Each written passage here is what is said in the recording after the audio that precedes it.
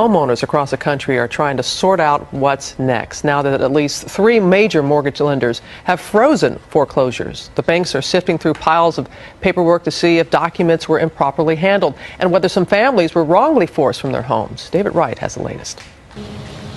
First, there was the mortgage meltdown. Now there's the foreclosure freeze. They never answered me, they never called me, and they never got in touch with me. Luis Fernandez is caught in the middle of both. I was paying all the time until 2007. I had some health problems. Fernandez is one of tens of thousands of Americans caught in paperwork hell when the company that bought the mortgage on his Orlando, Florida home kicked him out. He had missed 3 payments after suffering a heart attack. The loan officer that signed the paperwork, a so-called robo-signer, admitted he authorized more than 10,000 foreclosure documents a month without reading them. There's something very, very sneaky behind all this. In the past week, 3 major banks have now halted processing on foreclosures in 23 states, pending a review of the paperwork.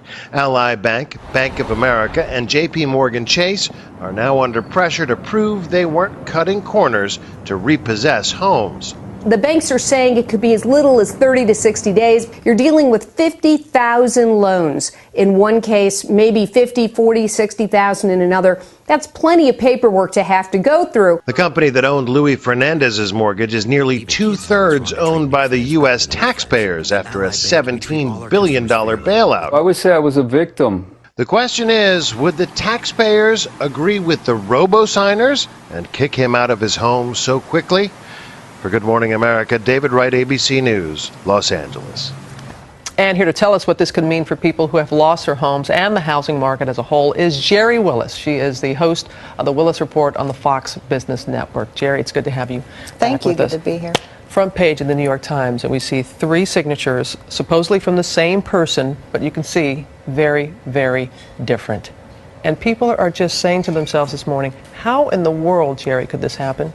Well, this is crazy. I personally feel like if you're going to take my house away from me, you better be able to prove that you own the house and that you have the right to take the house away. And what we're seeing here is they don't even have the documentation to do it. Now, the way this happened is during the mortgage rush, if you remember that. So many of these mortgages were changing hands. They just lost the paperwork.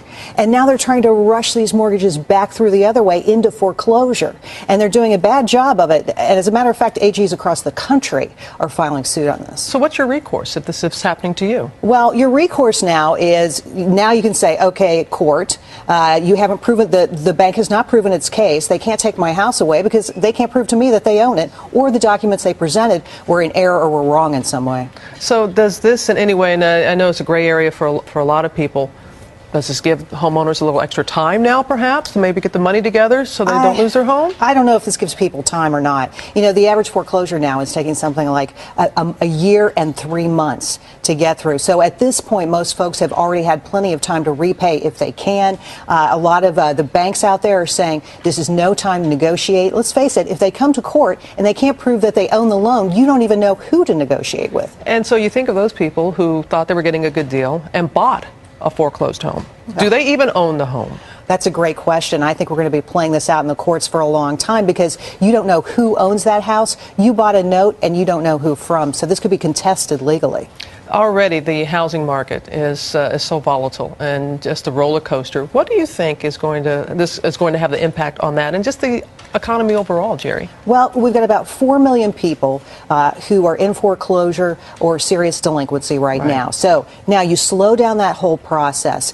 People think that what's going to make the housing market better is that those foreclosures move through. They get taken care of. Those houses get sold. So they want to see the market speed up, not slow down. This is going to hurt the market, and ultimately it could hurt the economy as well. So give us a bottom line, as you always do, and just putting into context what this all means and where we go from here.